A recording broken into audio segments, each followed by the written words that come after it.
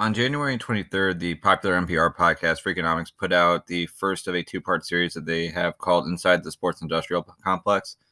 And one of the featured people on it was Lawrence Epstein, who is the COO of the UFC.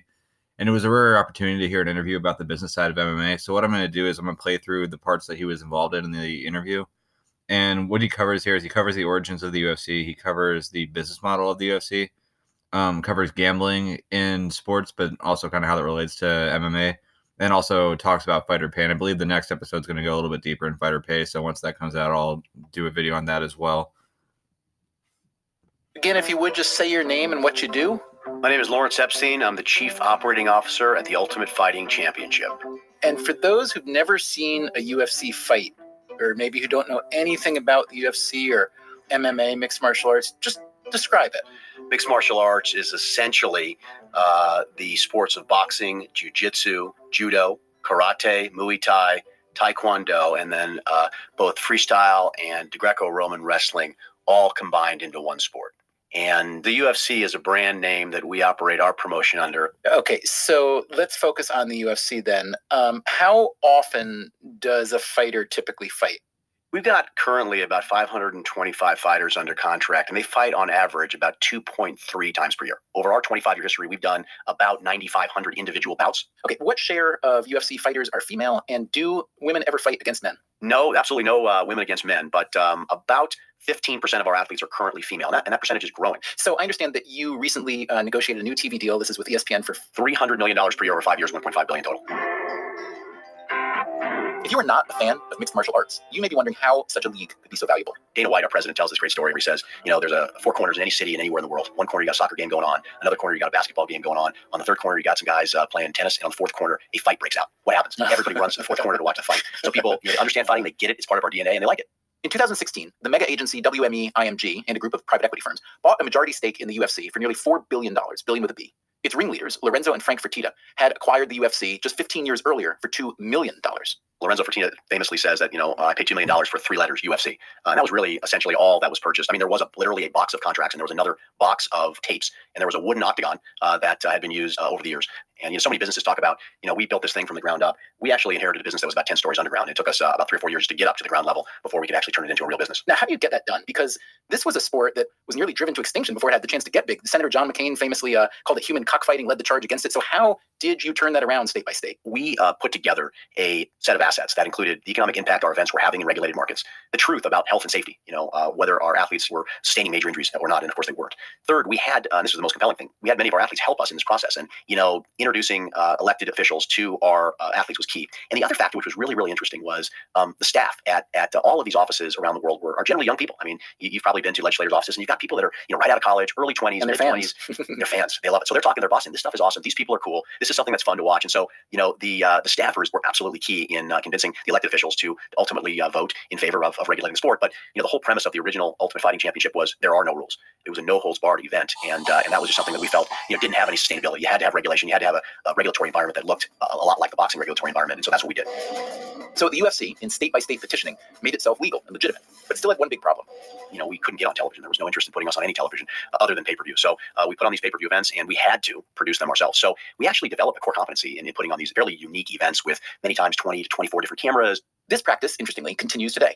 One of the reasons why we are a little bit different than the other sports organizations is that we pay all of the production expenses for our events. As far as I know, we're the only sort of major sports organization that does it ourselves. Consider, for instance, the NFL. When they do a deal with CBS Sports, they just get a check. And CBS Sports, in addition to paying them billions of dollars every year, they also handle all of the production. Okay, so the UFC early on learned how to produce its own events, but they were still a fringe sport relegated to pay-per-view.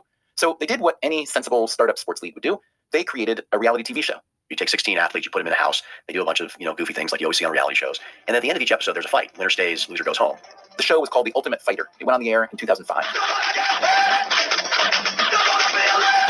We were able to do a deal with Spike Television, and they didn't pay us anything, but they said, we'll let you put this on our air. We'll give you, not all, but we'll give you half of the ad inventory. And went out and tried to sell that ad inventory. We were able to sell no ads at all to any sponsor. So we took that ad inventory and used it to promote our upcoming pay-per-view. And any sort of metric that you look at in the UFC, whether it's profitability or the number of fans that we have or ratings, we have this sort of hockey stick type of a graph. And the inflection point is the Ultimate Fighter Season 1. The UFC has grown exponentially since then and has an ESPN deal to prove it, but it still relies heavily on pay-per-view as well, distributed via cable and satellite, as well as digitally via Amazon and its own UFC.tv. Their biggest pay-per-view hit to date was actually a boxing match between the undefeated fighter Floyd Mayweather Jr. and UFC champion Conor McGregor. Epstein points to one big downside of the pay-per-view model. I mean, it's 100% churn business. We sold, 3.5, 4 million plus buys for Mayweather versus McGregor, and every one of those customers left. We didn't keep one of them. We got to resell them for the next fight. So that is a really interesting conundrum, and I'm kind of surprised that you guys haven't solved it yet. I mean, our decision has been frankly strategic. I mean, we decided this is the world we want to live in because as consumers change the way they're consuming content, we can simply shift content to different buckets to meet consumer demand. But at the end of the day, pay-per-view is a bet on yourself. And listen, if ESPN was willing to pay us what they're paying the NFL, I think we'd probably get off pay-per-view, but they're not. And in the meantime, we're willing to bet on ourselves. Betting on themselves has served the UFC well. They have joined the pantheon of prominent American sports leagues, which they've discovered presents its own challenges. Well, the challenges are competition. And I'm not talking about just competition from other MMA promoters, but we're competing against the NFL, college football, baseball, video games, movies, YouTube videos, and the list goes on and on. The consumer is getting bombarded with options for lots of entertainment. And of course, the consumer only has a certain amount of bandwidth for their time and a certain amount of bandwidth for their wallet. Welcome to Big Time Sports. All right, and then here's a little clip about the sports betting. American sports leagues. Yes, I mean, from a revenue perspective, there's no question. That's San Francisco 49ers president Al Guido. You think about what fantasy football's done, right? It's increased the popularity of our sport. Gambling on sport is good for sport in the sense that it creates revenue opportunities and it creates deeper fan connection to the matches, the games, the events themselves. And that's Lawrence Epstein of the UFC. So there's no doubt that the proliferation of sports gaming around the United States is going to be good for not just the UFC, not just the NFL, but all sport.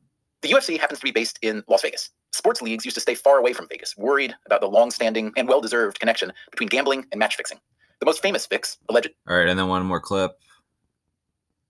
This is him at the end of the episode talking about fighter pay.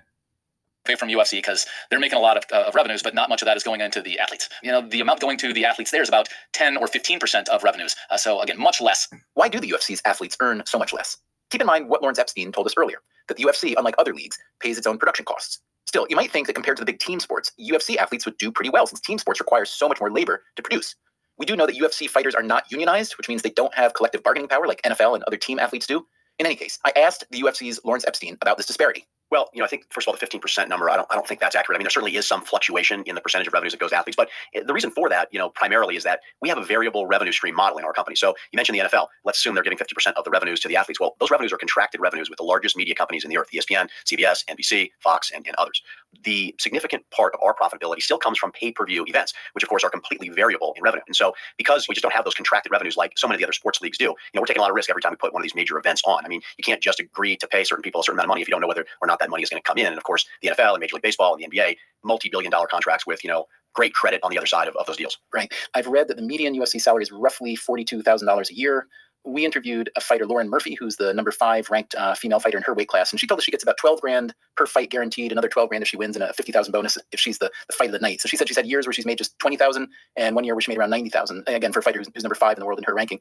I understand there's an ongoing antitrust lawsuit against the UFC, which claims that the UFC used an anti-competitive scheme of long-term exclusive fighter contracts, coercion, and acquisitions of rival MMA promoters to establish and maintain dominance, et cetera, to suppress fighter compensation. I don't expect you're going to open up on that case to me right now, but I'd like you to talk generally to this notion of a league that is making a lot of money, that was bought for $4 billion, and yet one where the people who are doing the actual fighting seem to be generally compensated much less than the average fan, I at least would assume.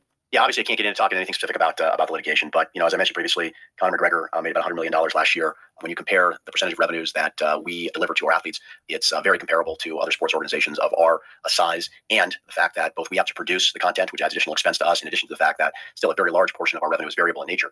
We're actually we're very proud of what we pay our athletes, and we think it's certainly consistent with other sports organizations of our size. And to a certain extent, it is a zero-sum game. And if Conor McGregor is going to make 100, and John Jones and these guys are going to make tens of millions, there's got to be money there to do it. The guys at the top end, women at the top end of the food chain, they're happy with the ecosystem, that's for sure.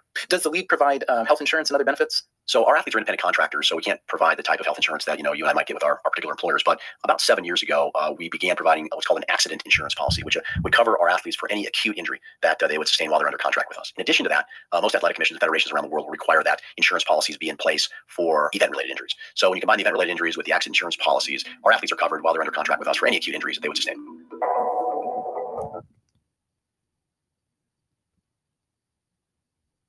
And that pretty much covers the entirety of the interview on episode 364 of Freakonomics Radio.